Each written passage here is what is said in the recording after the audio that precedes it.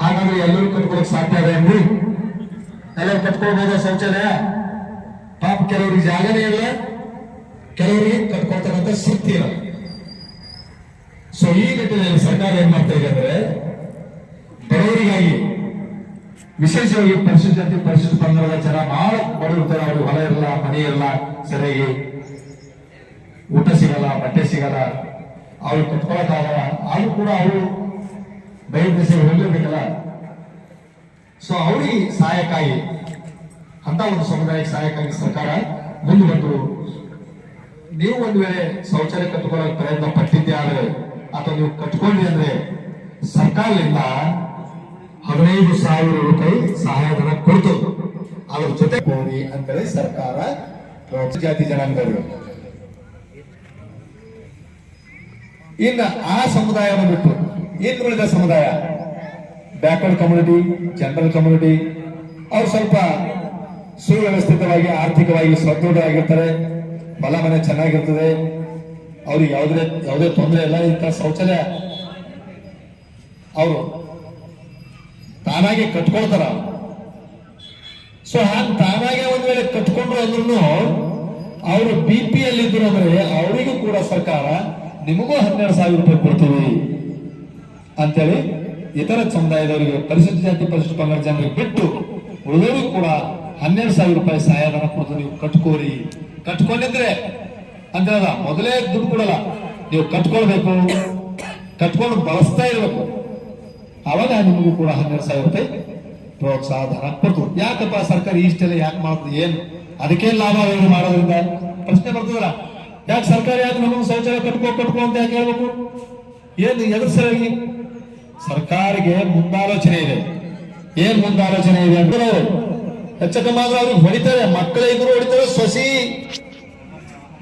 ಎಲ್ಲರೂ ಈ ತರ ಅವ್ರ ಮೇಲೆ ಹಲ್ಲೆ ಮಾಡ್ತಾರೆ. ಪಾಪ ಅವರಿಗೆ ಹೊರಗೆ ಹೋಗ್ಲಿಕ್ಕೆ ಆಗಲ್ಲ, ಶೌಚಕ್ಕೆ ಹೊಡಿತಾರೆ. ಎಷ್ಟೋ ಜನರು ಪ್ರಾಣ ಹೋಗಿದೆ, ಇದು ಸರ್ಕಾರಕ್ಕೆ ಗೊತ್ತಾಗಿದೆ. ವಯಸ್ಸಾದವರಿಗೆ ಹೊರಗೆ ಹೋಗ್ಲಿಕ್ಕೆ ಆಗಲ್ಲ, ಅವರು ಮನೆಯಲ್ಲಿ ಏನಾದ್ರೂ ಮಾಡಿದ್ರು ಅಂದ್ರೆ ಮನೆಯಲ್ಲಿ ಜಗಳ, ಕಿರಿಕಿರಿ, ರದ್ದಾಂತ ಆಗಿ ಪ್ರಾಣ ಕೂಡ ಹೋಗ್ತಾ ಇದ್ದಾವ. ಅದಕ್ಕೆ ಶೌಚಾಲಯ ಕಟ್ಟಿಸ್ಕೊಳ್ಬೇಕಲ್ಲ, ಅದ್ರ ಮಹತ್ವ ಇವರಿಗೆ. ಒಂದ್ ವೇಳೆ ಶೌಚಾಲಯ ಮನೆಯಲ್ಲಿ ಇತ್ತಂದ್ರ ಆ ಮುದುಕ ಆದವ ಗಾಡಿ ಹಿಡ್ಕೊಂಡು ಸೌಕಾಸ್ ನಡ್ಕೊಟ್ಟು ಹೋಗಾದ್ರು ಆ ಶೌಚಾಲಯ ಬಳಸ್ತಾನ, ಯಾರಿಗೂ ಹಿಂಸಲ್ಲ. ಇದು ಶೌಚಾಲಯ ಹೆಂಗಿರ್ತದ, ಇಂಥ ಸಮಯದಲ್ಲೇ ಬರ್ತದೆ ಹೇಳಿದ್ರೆ, ರಾತ್ರಿ ಬರ್ತದೆ, ಹಗಲಾತು ಬರ್ತದೆ, ಕಂಡ ಟೈಮಿನಾಗೆ ಬರ್ತದೆ.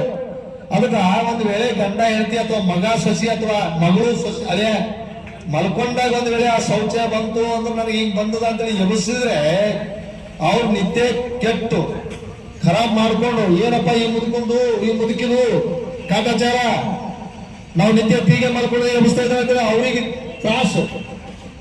ಅವ್ ಯಾರು ಇವ್ರಿಗೆ ಅವಾಗ ಏನ್ ಮಾಡ್ತಾರ, ಅಲ್ಲೇ ಪಕ್ಕದಲ್ಲಿ ಮಾಡ್ಕೊಂಡು ತನ್ನ ಮಗನಿಗೆ ಮಗ ನಿಮ್ ಮುತ್ತೆ ಸಂಡಸ್ ಬಂದಪ್ಪ ಕರ್ಕೊಂಡು ಹೋಗು ಅಂತೇಳಿ ಹೇಳಿದ್ರೆ ಮಗು ಒಳ್ಳೆ ಮಾಡ್ತಾರೆ.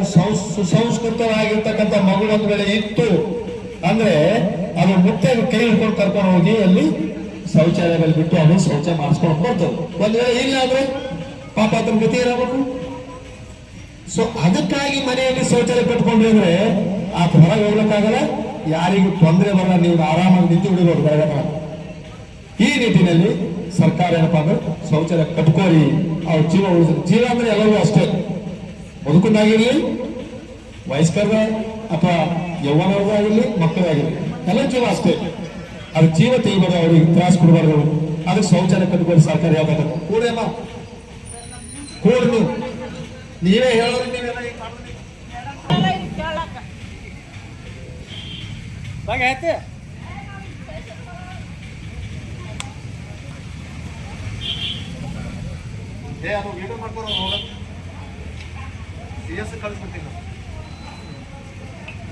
ಶೌಚಾಲಯ ಇಲ್ಲ ಅವ್ರ ಮನೆಗಂದ್ರೆ ಸೂರ್ಯ ಉದಯ ಆಗೋದಕ್ಕಿಂತ ಮುಂಚೆ ಅಥವಾ ಸೂರ್ಯಾಸ್ತ ಆದ್ಮೇಲೆ, ಕತ್ತಲಾದ್ಮೇಲೆ ಹೋಗ್ಬೇಕು. ಯಾಕಂದ್ರೆ ಮರ್ಯಾದೆ ಪ್ರಶ್ನೆ, ಎಲ್ಲರಿಗೂ ಮರ್ಯಾದೆ ಬೇಕು. ಅದಕ್ಕೆ ಅಂತ ಸಮಯ ನೋಡ್ಕೊಂಡು ಅವರು ಶೌಚಾಲಯಕ್ಕೆ ಹೋಗ್ಬೇಕಾಗ್ತದೆ. ಇಂಥ ಸಮಯವನ್ನೇ ಬಳಸ್ಕೊಂಡು ಮೈಗಳಾಗಿರ್ತಕ್ಕಂಥವ್ರು, ಕಳ್ಳರು, ಮೋಸಗಾರರು, ದಗಾಕೋರು, ಕೊಲೆಗಡಕರು ಇವರೆಲ್ಲ ಹೊಂಚ್ ಹಾಕೊಂಡು ಕುಂತಿರ್ತಾರೆ. ಆ ಅಮ್ಮನ ಪಲ್ಲ ಬಂಗಾರ ಅದು ಏನೋ ಇದ್ದಿರ್ತಾರೆ. ಸೊ ಅಂತ ಸಮಯದಲ್ಲಿ ಅವರು ಶೌಚಾಲಯಕ್ಕೆ ಹೋದ್ರ ಅವ್ರ ಮೇಲೆ ಅಟ್ಯಾಕ್ ಮಾಡಿ ಅವ್ರ ಜೀವನ ತೆಗೆದಂತ ಸಂಭವ ಇದೆ. ಆಮೇಲೆ ಸಣ್ಣ ಮಕ್ಕಳು ಇತ್ತು ಅಂದ್ರೆ ಕಿಡ್ನಾಪ್ ಮಾಡ್ಕೊಂಡು ತಗೊಂಡು ಹೋಗಿ ಇಷ್ಟು ರೊಕ್ಕ ಕೊಟ್ಟರೆ ನಿಮ್ಮ ಮಕ್ಕಳಿಗೆ ಬಿಡ್ತೀವಿ ಅಂತೇಳಿ ಇಂಥ ಎಲ್ಲ ಘಟನೆಗಳು ಅನೇಕ ಆಗ್ಯಾವ. ಸೊ ಇವೆಲ್ಲ ತಪ್ಪಿಸೋ ಸಲುವಾಗಿ ಹೆಣ್ಮಕ್ಕಳ ಸುರಕ್ಷತೆಗಾಗಿ ಕೂಡ ಶೌಚಾಲಯ ಬೇಕು. ಹಾಗಾದ್ರೆ ಗಂಡಸರಿಗೆ ಗಂಡಸ ಮಕ್ಕಳಿಗೆ ಏನ್ ಬೇಕು? ಈ ಹೆಣ್ಮಕ್ಳು ಆಯ್ತು ಪಕ್ಕದಿ ಇವರು ರಾತ್ರಿ ಇವರು ಶೌಚಾಲಯ ಕರೆದ್ರೆ ಇವ್ರಿಗೆ ಗಂಡಸು ಮಕ್ಕಳಿಗೂ ರಾತ್ರಿ ಶೌಚಾಲಯಕ್ಕೆ ಹೋಗೋದು ತಪ್ಪು, ಹೊರಗಡೆ ಹೋಗೋದು.